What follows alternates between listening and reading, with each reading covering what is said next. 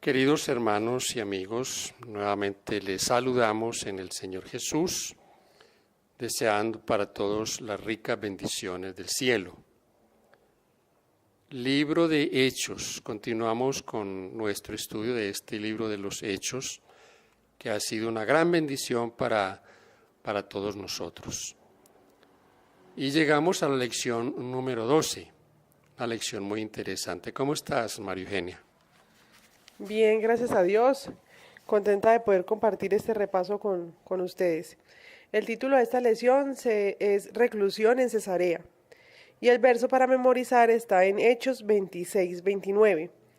Quisiera Dios que por poco o por mucho, no solamente tú, sino también todos los que hoy me oyen, fueseis hechos tales cual yo soy, excepto estas cadenas. Excepto estar encadenado, estar preso. 2 años pasó en esta reclusión allí el apóstol Pablo. Pero fue una oportunidad para presentarse ante estos dignatarios, estos gobernadores, y una oportunidad para él dar testimonio al Señor, de nuestro Señor Jesús. En todas las audiencias Pablo siempre afirmó que era inocente, alegando que no se podía presentar pruebas contra él, como lo demostró la ausencia de testigos. De hecho, toda la narrativa pretende mostrar que Pablo no hizo nada digno de arresto y que habría podido ser liberado si no hubiera apelado a César. Hechos 26-32. Sin embargo, estas audiencias le ofrecieron oportunidades de testificar sobre Jesús y la gran esperanza que se encuentra en la promesa de la resurrección. No obstante, fueron años de profunda ansiedad y de un tedioso encierro en el que el apóstol parece no haber recibido ningún tipo de apoyo por parte de la Iglesia de Jerusalén, cuyos dirigentes todavía acariciaban el sentimiento de que Pablo debía ser considerado en alto grado responsable por los prejuicios existentes. Tal vez por temor a también ser tenidos como Pablo, como opositores, y a él, dice el pensamiento, no le dieron ningún apoyo. Parte número 1, ante Félix. Cuando se presentaron ante Félix, ellos llevaban un abogado de nombre Tértulo, y este comenzó adulando a Félix, y el comentario nos dice que esta adulación no era cierta, que Félix no había sido como él lo expresó, que habían disfrutado de un periodo de paz, que este hombre había sido también un represivo, un hombre violento con los judíos. Pero para tratar de ganar su favor y de hacer que Pablo fuera llevado a Jerusalén o fuera entregado a los judíos, él trató con esta estrategia de convencerle. Hay algunas cosas interesantes en cómo se califica al apóstol Pablo. Hay algunos calificativos que se presentan. El uno es que él era un agitador, que constantemente fomentaba disturbios entre los judíos de todo el imperio. También que era un cabecilla de los nazarenos y que había tratado de profanar el templo de Jerusalén.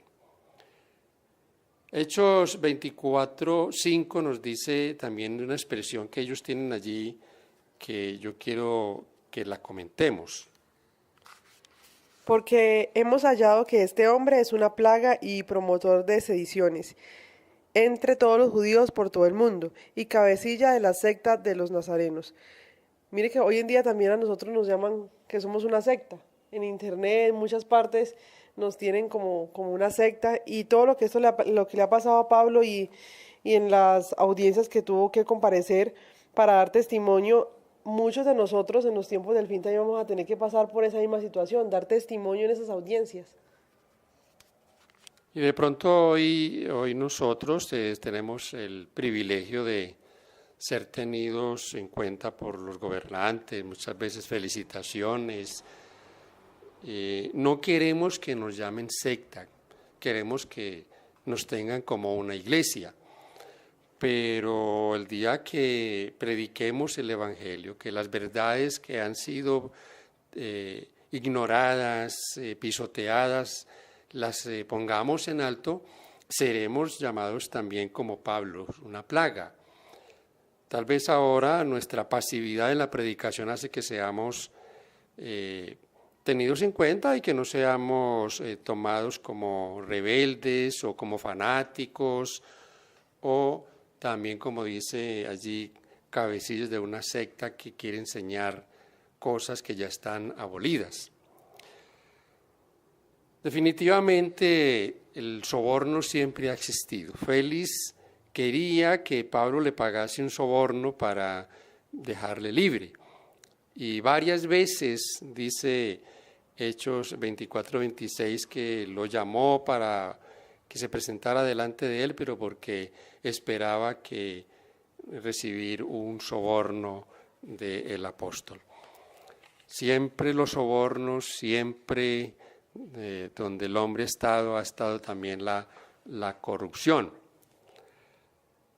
Parte número 2, ante Festo. Para ganarse a los judíos, Félix tuvo a Pablo preso, pero al ya haber un cambio de gobernador, entra Porcio Festo como gobernador, pero las cosas tampoco es que cambien para el apóstol.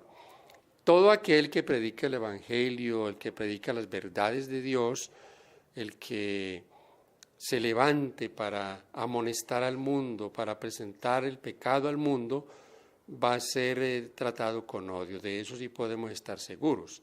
Se levantará nuevamente la persecución, se levantará la oposición. Hechos 25, 1 al 5.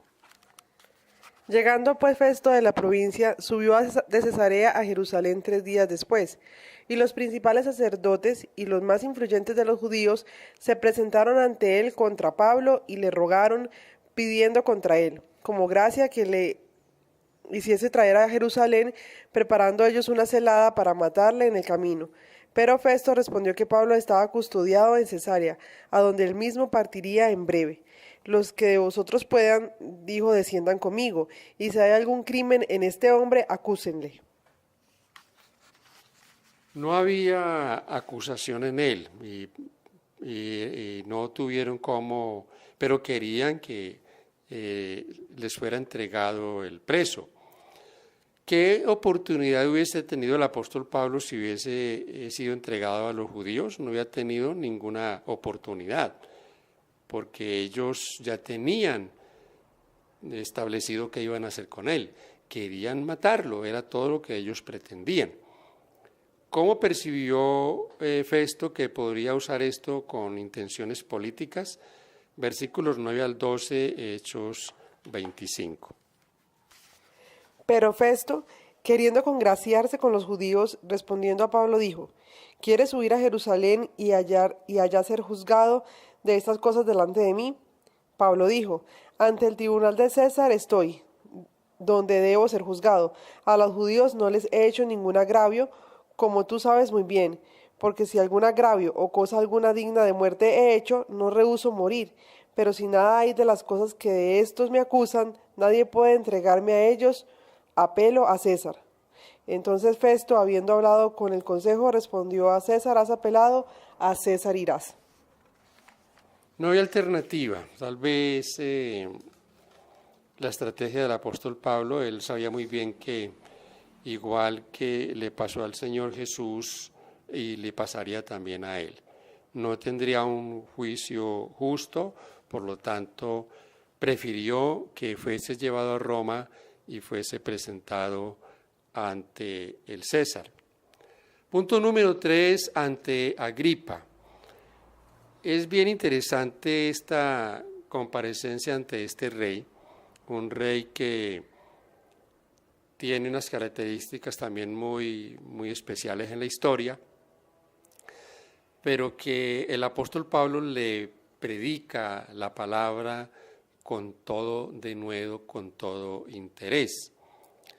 Dice que ellos llegaron con mucha pompa pero algo ocurría aquí. Como no era culpable, pues tenían que buscar algo. ¿Cómo le iban a enviar a César si no había un informe? Entonces Festo necesitaba ¿qué informar? Debo informar al César por qué yo envío a este hombre, por qué o qué pena se le debe imponer. No había ninguna acusación, ningún delito capital del que pudiese ser acusado el apóstol Pablo, porque contra el imperio no había absolutamente nada. Eran cuestiones judías, las leyes judías, que Agripa también conocía. Entonces, vamos a mirar cómo llegaron ellos también a esta reunión. Llegaron, dice el versículo 23 al 27 de Hechos 25, de una manera especial. Al otro día, viniendo Agripa y Berenice con mucha pompa y entrando en la audiencia con los tribunos y principales hombres de la ciudad, por mandato de Festo fue traído Pablo. Entonces Festo dijo: Rey Agripa, y todos los varones que estáis aquí juntos con nosotros, aquí tenéis a este hombre, respecto del cual toda la multitud de los judíos me ha demandado en Jerusalén, y aquí dando voces que no debe vivir más. Pero yo, hallando que ninguna cosa digna de muerte ha hecho, y como él mismo apeló a Augusto, he determinado enviarle a él. Como no tengo cosa cierta que escribir a mi señor, le he traído ante vosotros, y mayormente ante ti, oh rey Agripa, para que después de examinarle tenga yo que escribir, porque me parece fuera de razón enviar un preso y no informar de los cargos que haya en su contra. ¿Qué cargos él iba a informar a César de Pablo? Pero el asunto también de la diferencia que aquí existe. Hay un pensamiento de espíritu de profecía, Hechos de los Apóstoles, capítulo 41, página 322, que quiero leer. Dice: y ahora Pablo, maniatado todavía, estaba ante la compañía reunida. ¿Qué contraste se presentaba allí?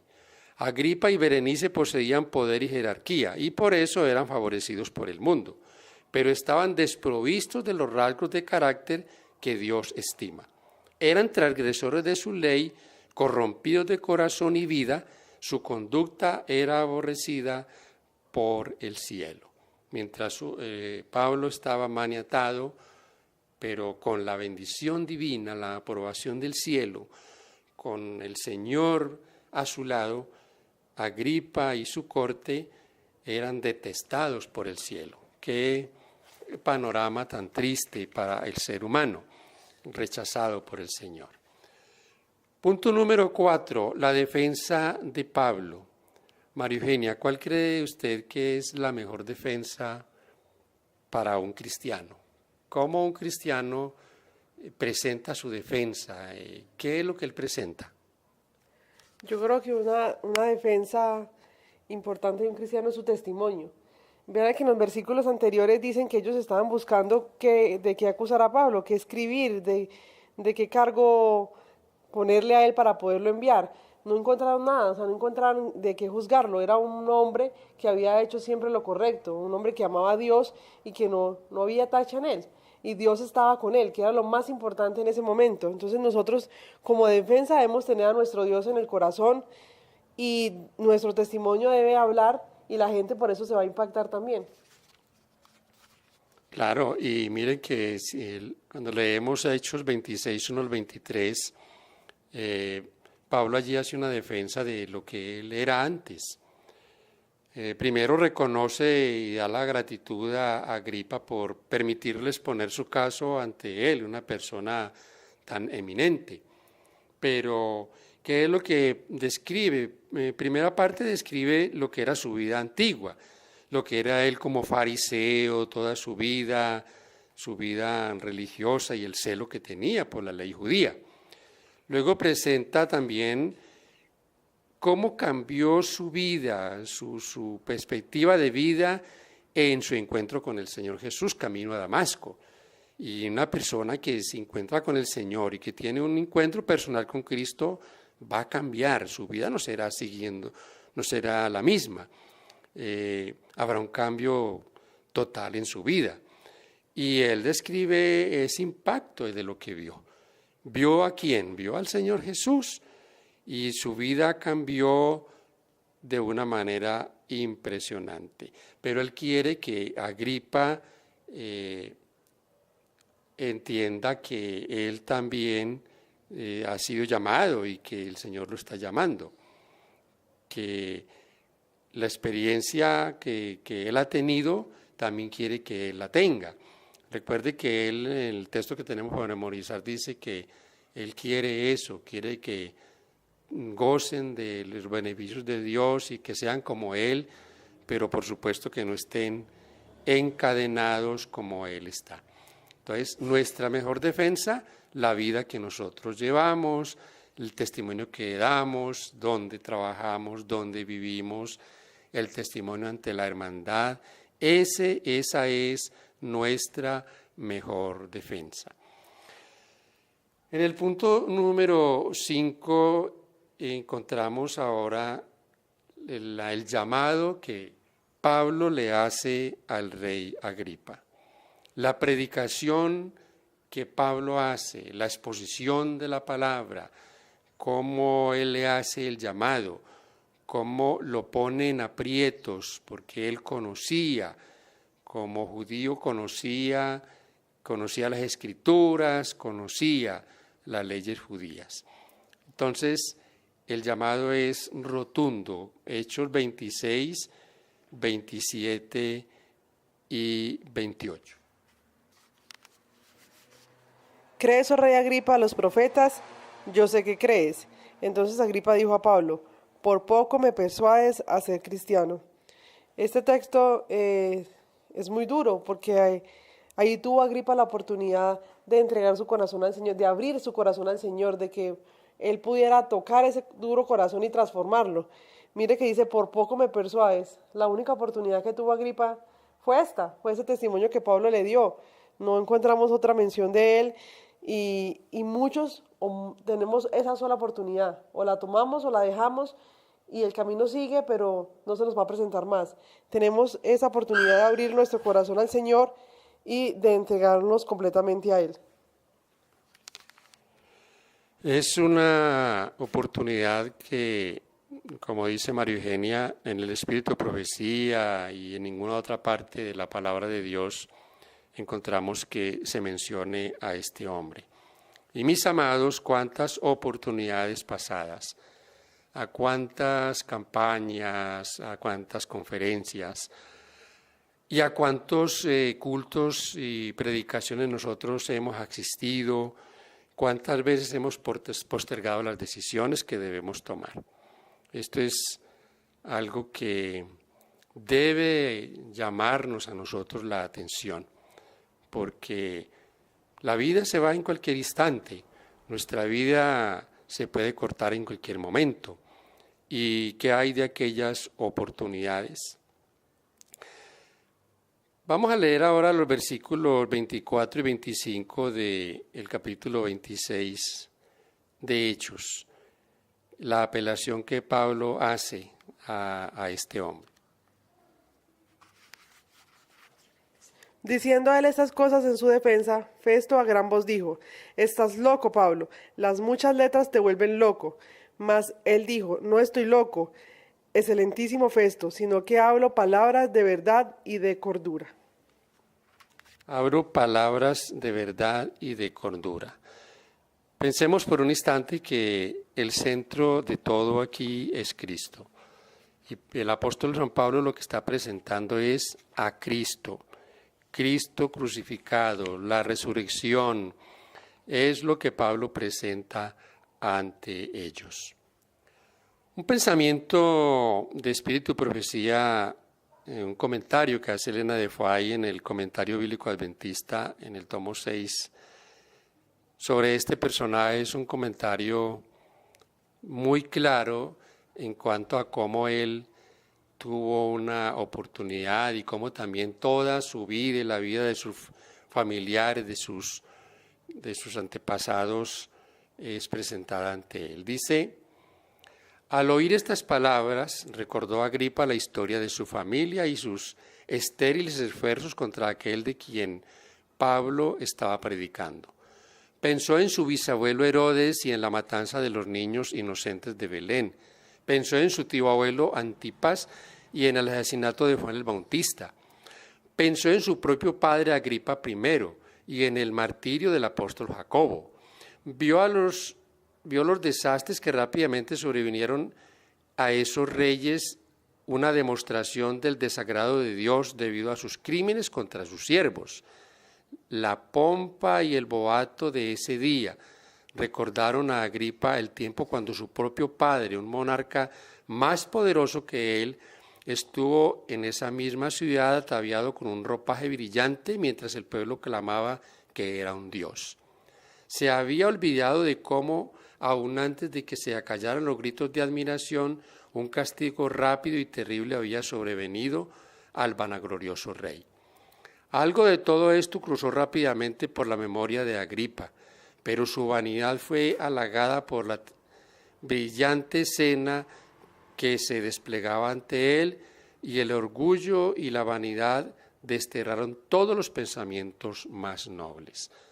Todo aquello que vino a su memoria de lo que habían hecho sus antepasados, o su propia familia, su padre, su bisabuelo, sus crímenes, pero también los vicios que habían caído sobre ellos, pero finalmente también apagó su conciencia. La pompa del momento acalló esa voz de la conciencia. La declaración del apóstol Pablo ante Agripa es algo que nos llama la atención. Pablo le dice en el versículo 19 de Hechos 26, le dice: por lo cual, oh rey Agripa, no fui rebelde a la visión celestial.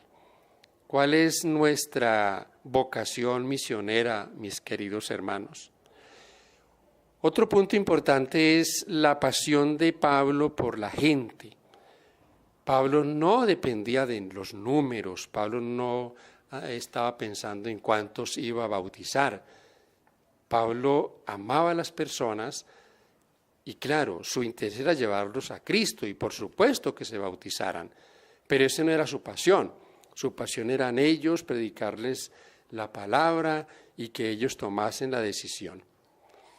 Esa debe ser también nuestra expectativa, una expectativa de la predicación, de hacer esta obra, de llevar el mensaje a cada lugar, de llamar a las personas al arrepentimiento, que tomen las decisiones que deben tomar. El apóstol Pablo, como tantos otros hombres, sacrificó muchas cosas por el Señor. Y la pregunta para nosotros es, mis amados hermanos y amigos, ¿cuánto estamos nosotros dispuestos a sacrificar por la predicación del Evangelio? Que el Señor nos inspire cada día, que su muerte en la cruz, su pronto regreso sea una inspiración para cada uno de nosotros.